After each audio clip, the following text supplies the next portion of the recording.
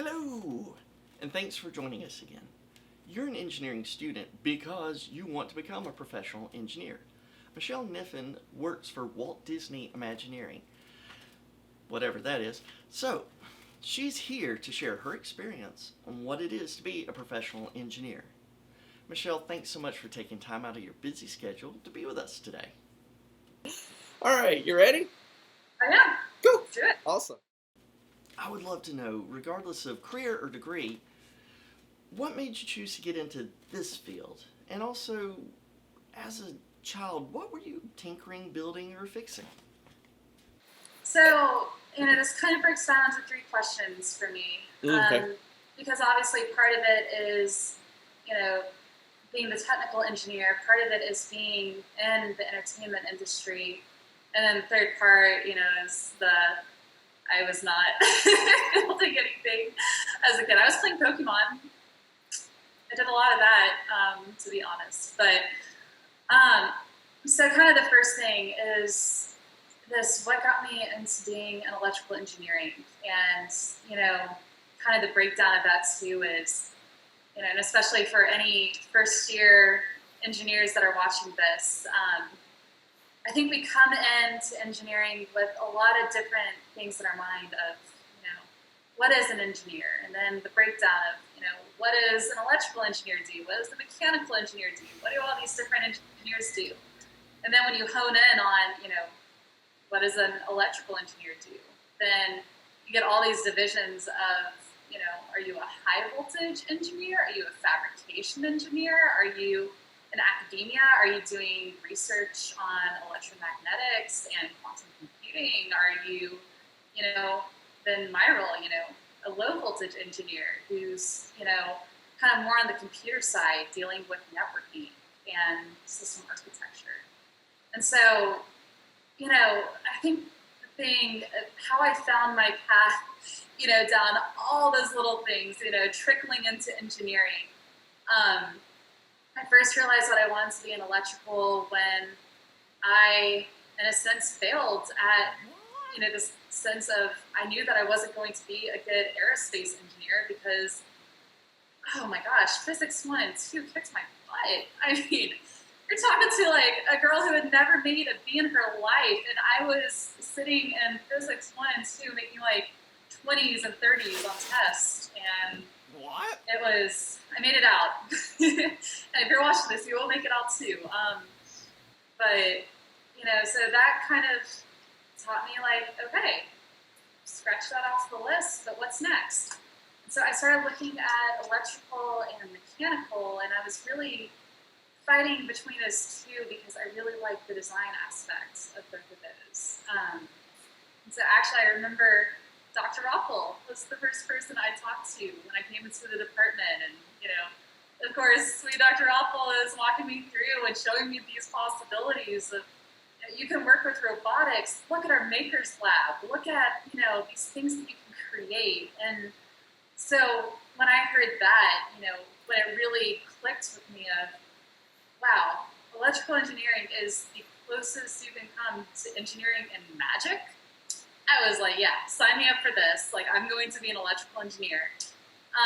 And then going through that coursework, and of course, part of my story is going through Disney and seeing, what are electrical engineers doing, in this company that I'm kind of interested in.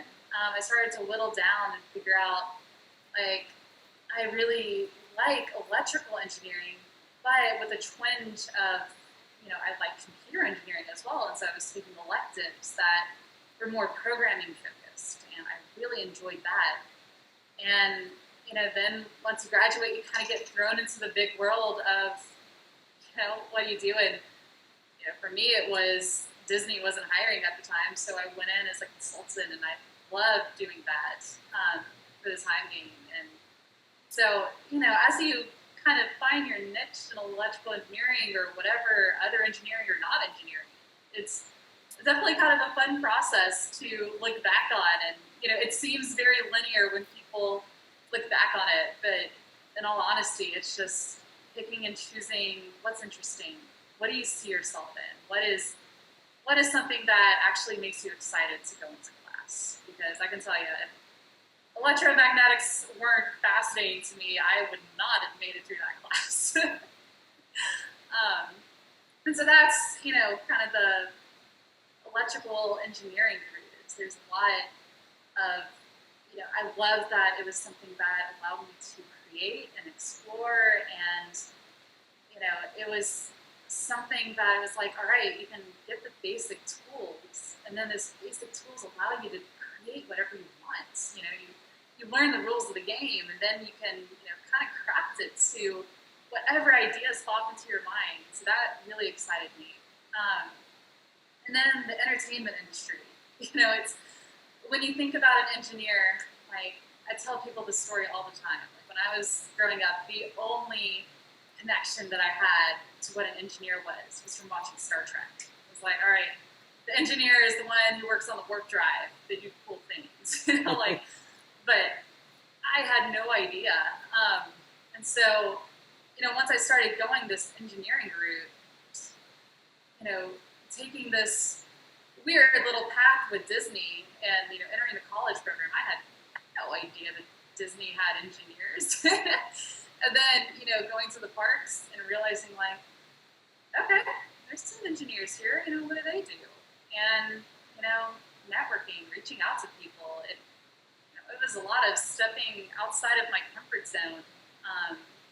And I think in a weird way, a lot of what I liked about the themed entertainment industry is it is very small and it's fairly close-knit. And so, it is all very relational. I think a lot of engineering firms don't quite have that piece. I think a lot of, there are definitely engineering firms that allow you, if it's your niche, if it's your forte, they'll let you have your office and you can be there all day, not talk to people. For some people, that is the dream. That's awesome. For me, I would wither like a little flower in that environment. So I love the aspect of, everyone in the themed entertainment industry was someone who, loved what they did, in engineering.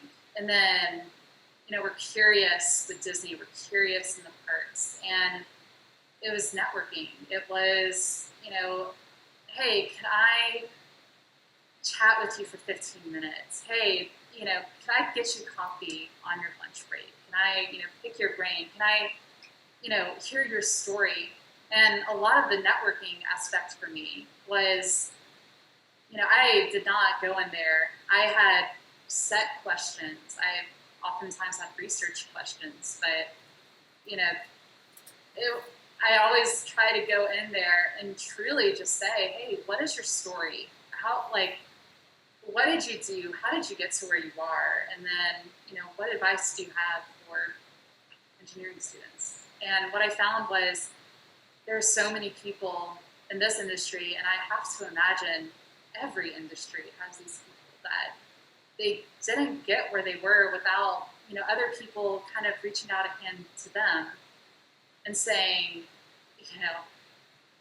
there's someone who did this for me, and you're going to pass it on, and you're going to do it for someone else. And so that is something that really initially drew me to the entertainment industry. Was there was a lot of people who had, my same happy resting face personality that, got this weird kick out of creating, robotic mice in the parks.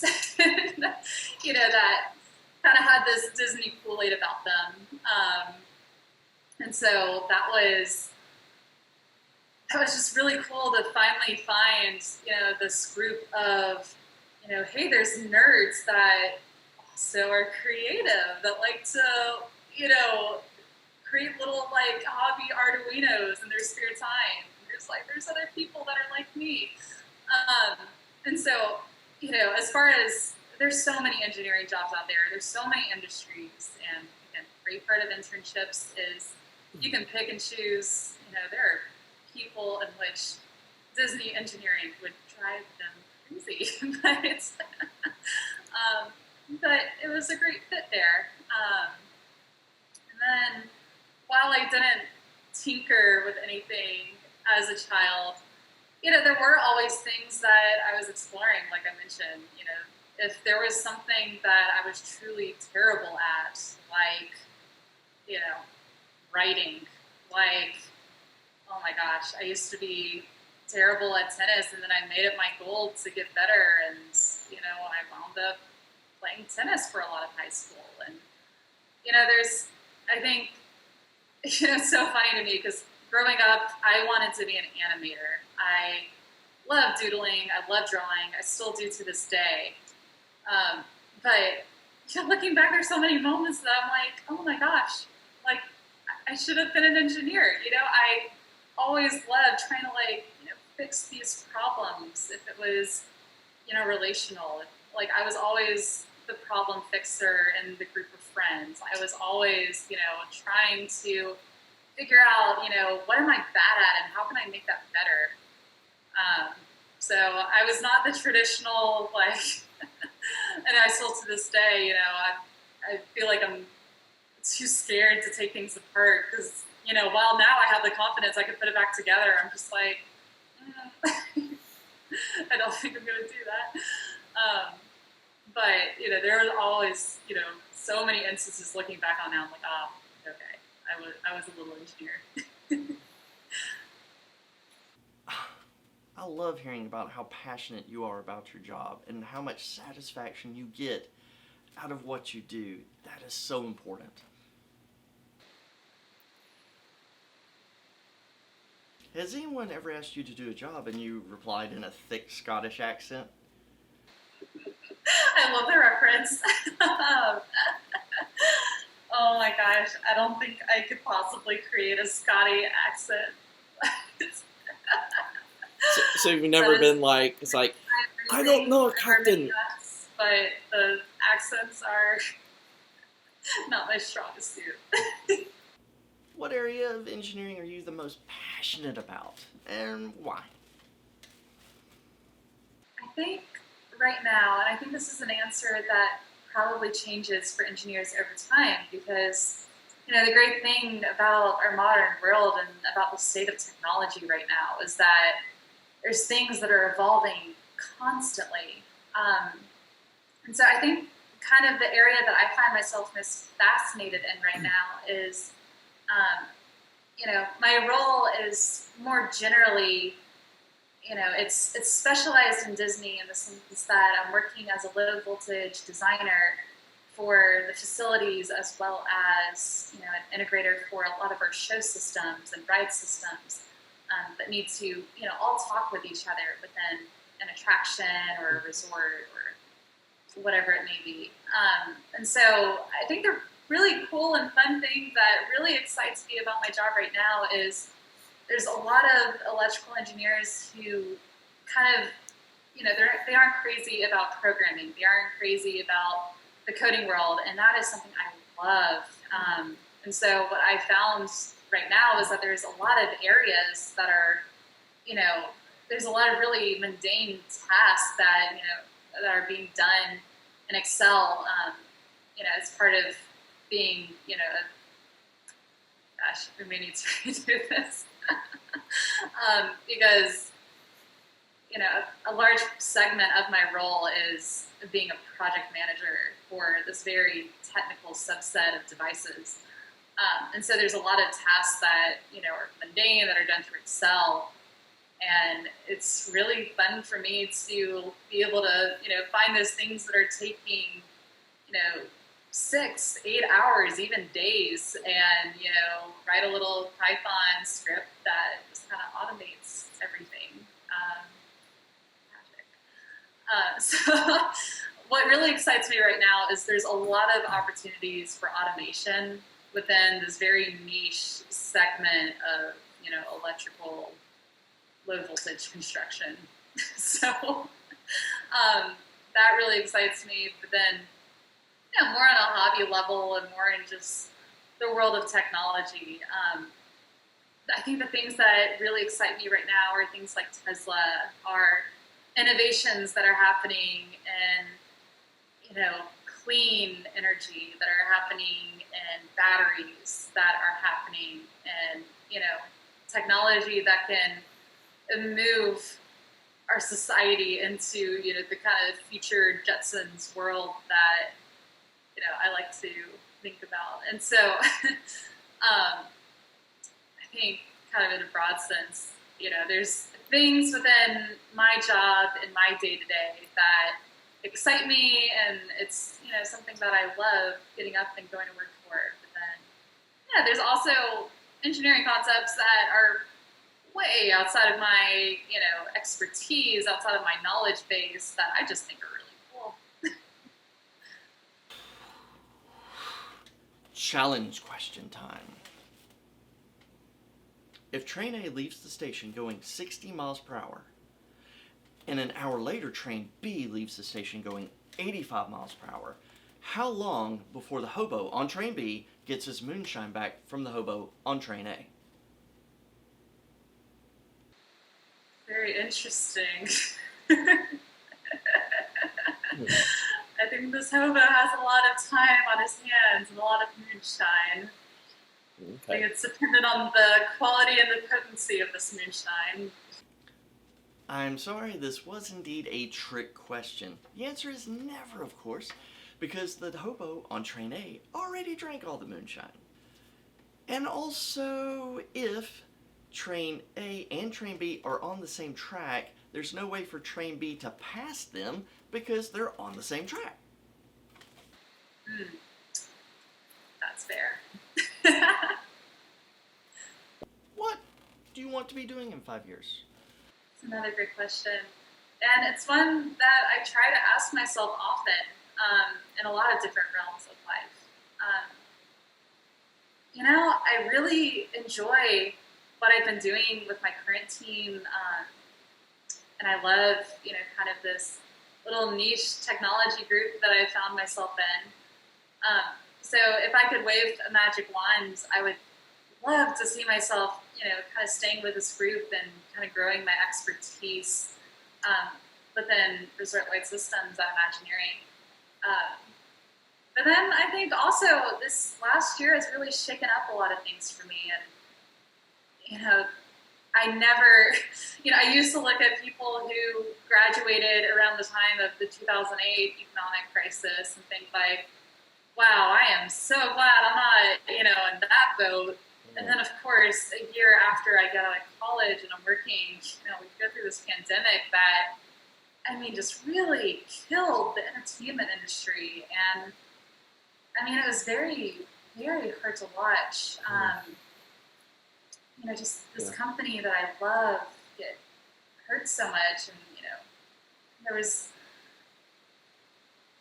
a lot that I think I kind of learned through that, and having to face, you know, this thing that my dad used to always tell me of, you know, of course you're going to find companies and teams and people that you love. That is, you know, that's what a career is all about. That is the right way to go about it. But also it's having to realize that you are so much more outside of being with a company. And so when I think about, you know, where I want to be in 5 years, there's a general target. There's, you know, I love the path that I'm on. I also know that, you know, there could be a branch in that path that, you know, who knows what life is going to throw. It could be a pandemic, it could be an economic crisis. There's so many things that are just, you know, outside of the realm of control. So, you know, there's things that I could tell you, you know, about specific goals, about, you know, the exact position I would be in if I could, you know, wave that magic wand, and, you know. But then I think there's also a lot of just knowing the things that are important to me is that in 5 years, I'm going to be with a team that values me, that values mentorship, that values, you know, communication and respect in the workplace. You know, I want to be sure that I'm giving back to students, that, you know, I'm able to share things that I wish I had heard, you know, things like this. You know, there's things that I want to be doing for the community. There's, the person that I want to be in 5 years is so much more than an engineer. It's, how do we better our communities? How do we better our inner circles? How do we better people that we work with every day?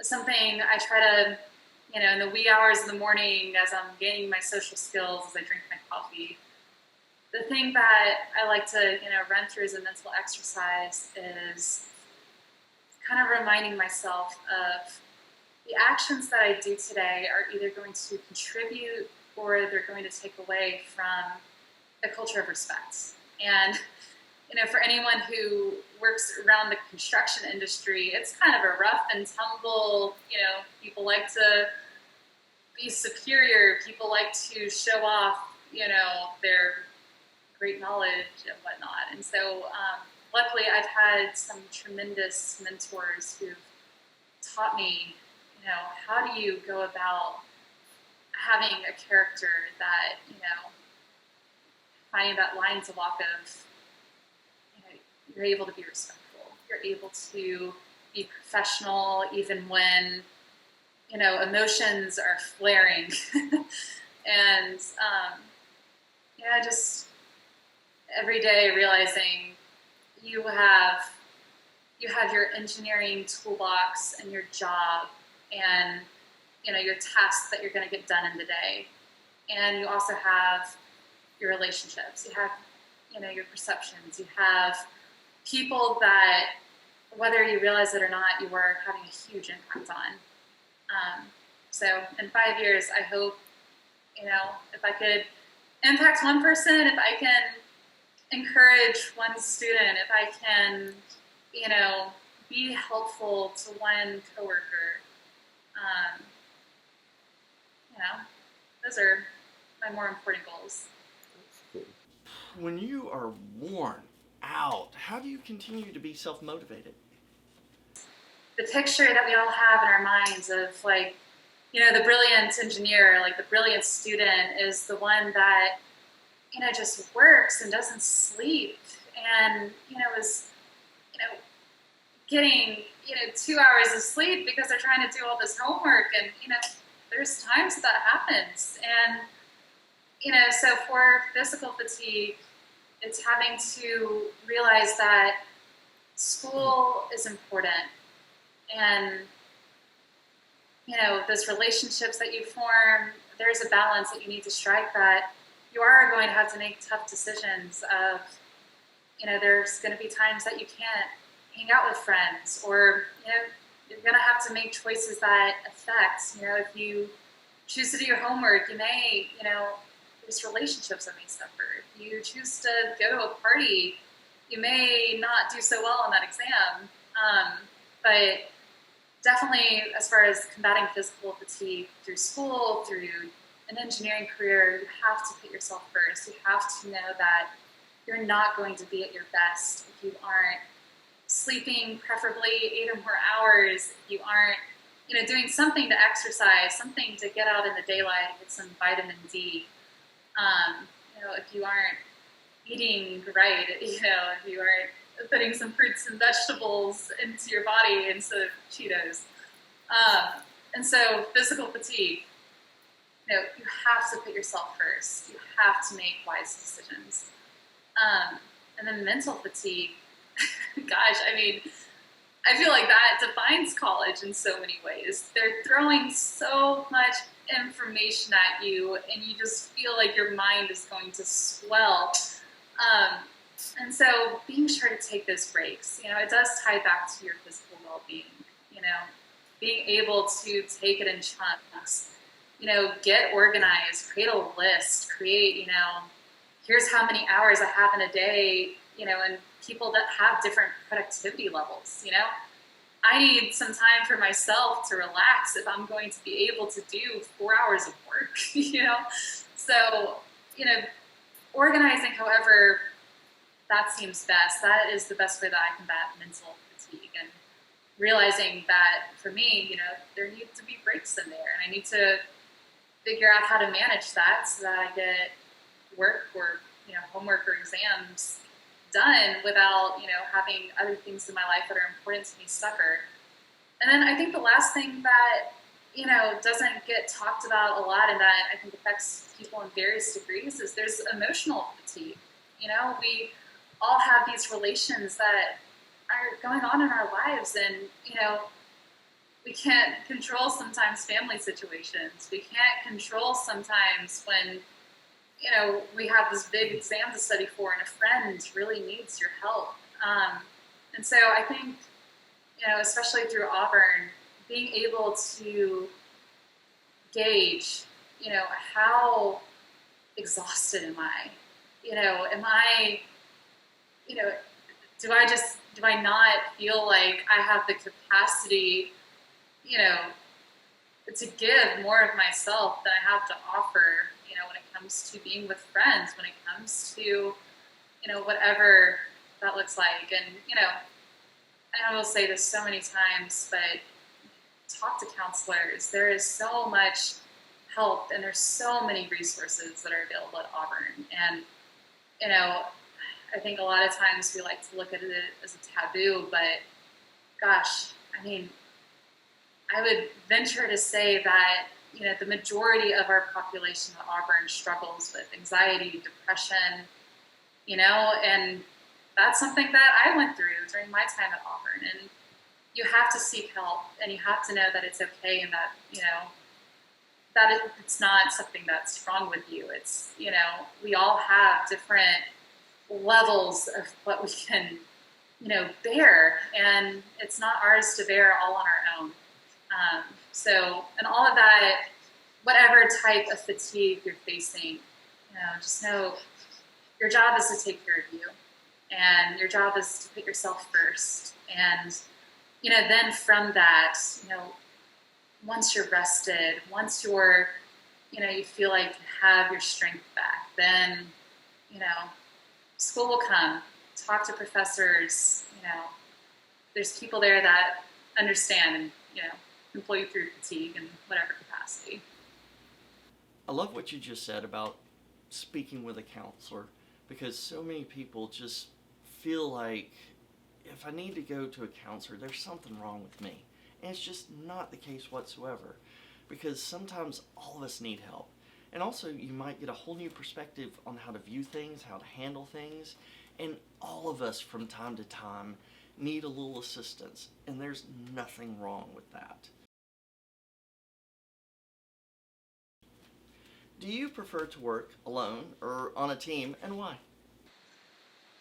That's another one that I think, it varies in a sense. I'm a very relational person, and something I love about my job is I love working with various teams. I'm an engineer that, in some capacities I work as a project manager, and then in some capacities I work as a designer, and then in other capacities I work as a translator, for, working with teams that are very creative and have no engineering background whatsoever, and, having to kind of explain things in a sense of, all right, here's what's going on, but like at a much, much smaller level than, I might say to someone who is, another engineer who may, be 20 years my senior, and, having to explain things up in that sense. So, yeah. Shoot, this must be me getting tired. What was the original question? Do you prefer to work alone or on a team, and why? All right, yes. That is the, I love the aspect of the job of, I love working with people. I love working with people that have no clue about engineering. I love working with people who, you can talk technical things to and that I can learn from. But I think it's also human. There's a part of me that, like, I have a deadline. I have a drawing to get out. It is really nice to kind of, put in my headphones, kind of close myself in my desk, not look at emails, or, and a lot of times it's me blocking out time on my calendar showing that I'm busy because, there's certain tasks that, I love working on my own, but, with the asterisk of there's never especially now as a new engineer, there's very few tasks that I'm purely doing on my own where I'm not, talking to a mentor for help, that I'm not getting input from another person. And so I think successful engineers, and, I can only speak from my experience, I think there's a lot of great careers where, you work more with teams, or that you rarely interface with people whatsoever.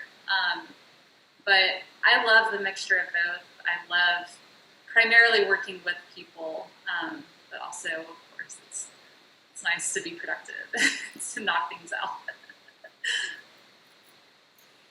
Thank you very much for your time. Again, I cannot say it enough. I love your passion, your enthusiasm.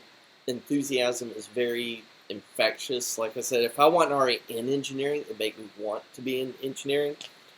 Well, And I thank have a you lot of so fun. much. You have great questions, and Good.